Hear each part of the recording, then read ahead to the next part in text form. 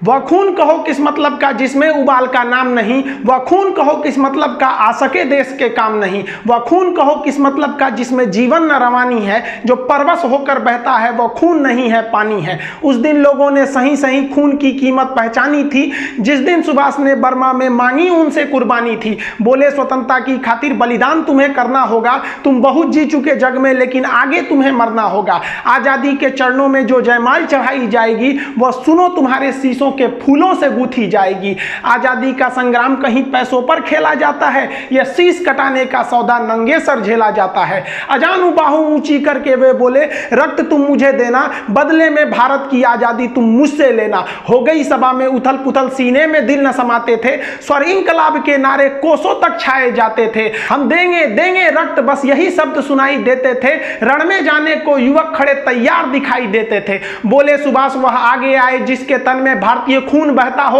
वह आगे आए जो खुद को हिंदुस्तानी कहता हो, वह आगे आए जो इस खूनी हस्ताक्षर करता हो मैं कफन बढ़ाता हूं, वह आगे आए जो इसे हंस कर लेता है। सारी जनता हुंकार उठी हम आते हैं हम आते हैं, माता के चरणों में हम अपना रक्त चढ़ाते हैं।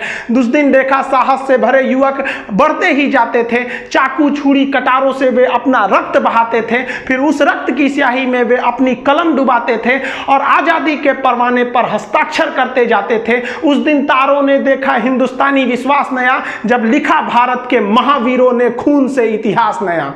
आप सभी देशवासियों को स्वतंत्रता दिवस की हार्दिक शुभकामनाएं। यह स्वतंत्रता दिवस हमारा हमेशा बरकरार रहे। हम लोगों को ये जो आज़ादी मिली है ये इतने आसानी से आज़ादी नहीं मिले, वो आज़ादी के लिए न जाने कितने वीरों ने अपने बलिदान दिए हैं। इसको दक्षिण का याद करिए, टीपू सुल्तान, वो मराठाओं की शक्ति, वो राजपूतों का बलिदान, वो सिखों की तलवार, झांसी की रानी, वो 11 साल का लड़का खुदीराम बोस जिसकी दाढ़ी मूछ नहीं थी, फिर भी उसने अंग्रेजों के आगे डट कर मुकाबला किया और अंग्रेजों ने उस बच्चे को फांसी चढ़ा दिया। वो सुभाष चंद्र बोस याद कीजिए, वो भगत सिंह, चंद्रशेखर आजाद, अशफाकुल्लाह खान, राम प्रसाद बिस्मिल, न जाने कितने वीरों ने इस देश को सींचा है अपने रक्त से, तब हमें ये आज़ादी मिली है। लेकिन आज भी अशिक्षितता के अभाव में, अशिक्षितता के कारण हम इस आज़ादी को अच्छे से नहीं ले जा पा रहे हैं। जितना देश को आगे जाना चाहिए, अभी भी देश को आगे ले जाने की ज़रूरत है।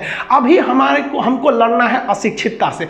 अगर हम अशिक्षित रहेंगे तो कभी आगे नहीं जा पाएंगे। हमारा देश का नाम उतना आगे नहीं जा पाएगा जितना हमें जाना चाहिए। इसलिए वर्तमान समय में आपको वो कोई ऐसा नहीं है कि अब आपको कोई अंग्रेजों से लड़ना, अभी आपको लड़ना है अंधविश्वास से, अभी आपको लड़ना है ऊंच नीच से, अभी आपको लड़ना है क्षेत्रवाद से कि तुम दक्षिण भारत को, हम उत्तर भारत के, तुम बिहारी, हम ये हम वो, मतलब ये सब चीज़ों से अभी लड़ना है। अभी लड़ना है अंधविश्वास से, जाति धर्म ऊंच नीच, इन सारे चीज़ों से लड़के हमें एक होना है। और यह जिस दिन हमें लग जाएगा कि नहीं, हिंदुस्तान के हर व्यक्ति के अंदर ये भावना आ जाएगी कि हमने अपने जाति धर्म ये सब बाद में, पहले हम सब एक हिंदुस्तानी हैं, ये भावना जिस दिन आ जाएगी उस दिन हमें सच्चे मायने में आज़ादी मिल जाएगी। अभी हमें बहुत कुछ करना है इस देश को आगे ले जाने को। हमें अपने देश को अमेरिका, ब्रिटेन, जापान जैसे देशों के विकसित श्रेणी में लेके आगे जाना है। ये केवल हम तभी ले जा सकते हैं जब हम शिक्षित होंगे। नई शिक्षा प्रणाली भी इसी ओर में कदम बढ़ाने के लिए एक बहुत ही बढ़िया कारगर साबित हुआ है। हम लोगों ने, ऐसा नहीं है कि हम लोग आज़ादी के बाद हर मोड़ को देखा, ऐसा नहीं कि केवल विकास देखा या केवल मतलब विकासहीन देखा। हम लोगों ने बहुत सारे अच्छे काम भी किए। ग्लोबलाइजेशन, प्राइवेटाइजेशन, जो लिबरलाइजेशन था उसने देश ने काफ़ी तरक्कियाँ भी की। हमने कई सारे युद्ध भी देखे, उस कई युद्धों में हमने ऐसी जीत दर्ज की जो पूरी दुनिया में कहीं नहीं देखी गई थी। 71 की लड़ाई में जब 93,000 फौजियों को हमने घुटना टिका दिया था, लेकिन वही युद्ध में हम लोगों ने देखा कि 62 में कैसे हमने मतलब संसाधनों के अभाव में हम लोगों ने उतना अच्छा काम नहीं कर सका। लेकिन उसी 62 के बाद 5 साल बाद हम लोगों ने चाइना को मुंह तोड़ जवाब दिए थे। उसी मुंह तोड़ जवाब का आपको नमूना दिखाते हैं। वुहान में चाइना के एक स्लीपिंग बुद्धा काफी मंदिर प्रसिद्ध है, महात्मा बुद्ध का। वहां पर भारतीय राजनयिक जो दूतावास थे, कॉन्सुलेट में काम करते थे, उनका नाम था कृष्णन रघुनाथन। ये 4 जून 1967 को यहां से जा रहे थे तो इन्होंने अपनी गाड़ी को रोककर इस महात्मा बुद्ध की मूर्तियों के तथा मंदिरों के अवशेष का फोटो लेने लगे थे। ये एरिया मिलिट्री वाला एक छावनी का एरिया था। अभी ये फोटो ले ही रहे थे कि चाइना की जो पीपुल्स लिबरेशन आर्मी है PLA ने इन्हें आकर गिरफ्तार कर लिया। ये समझाते रह गए कि हम फोटो यहाँ की मिलिट्री बेस का नहीं ले रहे थे, बल्कि हम यहाँ महात्मा बुद्ध की फोटो ले रहे थे। और महात्मा बुद्ध का भारत से तो कितना लगाव है, हमने ही पूरी दुनिया को बुद्ध दिया, हमने चीन को बुद्ध दिया, बदले में उसने हमें युद्ध दे दिया था। तो हम लोग महात्मा बुद्ध की फोटो को आज भी इज्जत से देखते हैं लोग, तो ये फोटो ले रहे थे। लेकिन चाइनीज PLA वालों ने इनकी बात को नहीं सुनी और उन लोगों ने इन्हें अरेस्ट कर लिया, इन पर जासूसी का आरोप लगाया। और जासूसी के आरोप लगाने के बाद इन्हें पूरी जनता के सामने बेइज्जत करने के लिए 15,000 लोगों के आगे इन्हें मुकदमा चलाया गया और इन्हें जासूसी का आरोप लगाकर इन्हें पर्सोना नॉन ग्राटा घोषित कर दिया गया कि अवांछनीय व्यक्ति इसे देश से निकालिए। और अगले दिन मतलब ये मुकदमा चलने के बाद 13 जून को इन्हें पूरी तरह एयरपोर्ट पर घसीटते हुए लाया गया। इतना घसीटा गया था कि इनके पैर से जूते निकल गए थे, इन्हें नंगे पांव घसीटा गया।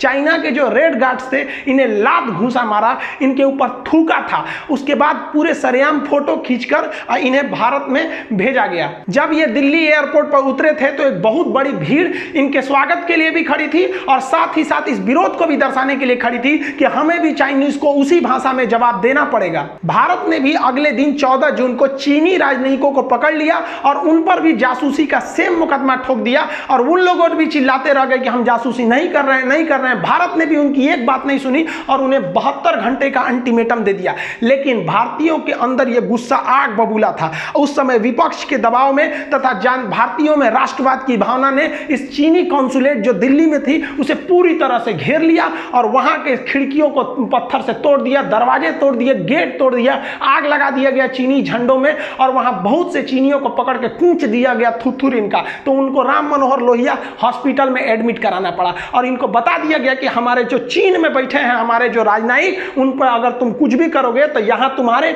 जो राजनयिक दिल्ली में बैठे हैं वो बचकर नहीं जाएंगे। भारत के इस घटना ने जो दिल्ली में उनके राजनयिकों पर हमला किया था, इससे चाइना आग बबूला हो गया और चाइना को लगा कि वो बहुत बड़ा पावरफुल है। उसने भारतीय राजदूतावास जो थी वहां पर उसको घेर लिया और उसके अंदर 63 भारतीय महिलाएं भी थी, उसमें बच्चे भी थे, उन सबों को परिवार के साथ घेर लिया और चीन की जो रेड गार्ड्स थी पूरी तरह से घेर ली। चीन के लोग भी यहां पर तोड़फोड़ करने लगे, यहां के खिड़की दरवाजे तोड़ दिए गए, यहां पे भी थोड़े बहुत आगजनी किए गए। लेकिन यहां चीन ने वो चाल किया कि यहां पर सप्लाई लाइन रोक दी गई। जो छोटे बच्चे थे उनके लिए जरूरी नाश्ता, खाना, दूध, पानी, ये सबको भी सप्लाई रोक दिया गया। और हद तो तब हो गई जब वहां पर अमेरिका, ब्रिटेन, जापान जैसे देशों के भी दूतावास थे, उन लोग भी क्या किए कि अपनी मदद से भेजे कि उस सामान के अंदर जो लोग हैं वो लोग भी कुछ खा पी ले।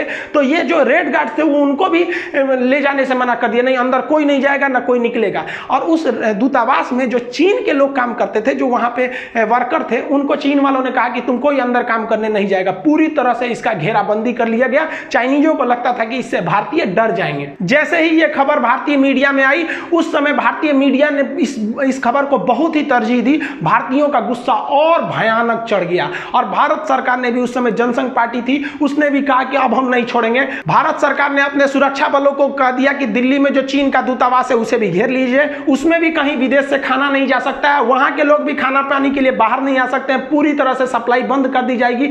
वहां पर भी वहां के जितने लोग हैं उनको कहीं से न आने जाने कहीं की कोई इजाजत नहीं दी जाएगी। जो जो चीन के बीजिंग में हो रहा है वह सब दिल्ली में किया जाएगा। अगर वहां बंदी बनाए गए हैं तो यहां बंदी बनाएंगे। आप अगर वहां कुछ अत्याचार करते हैं तो उम्मीद रखिए कि यहां उनसे दुगना अत्याचार किया जाएगा।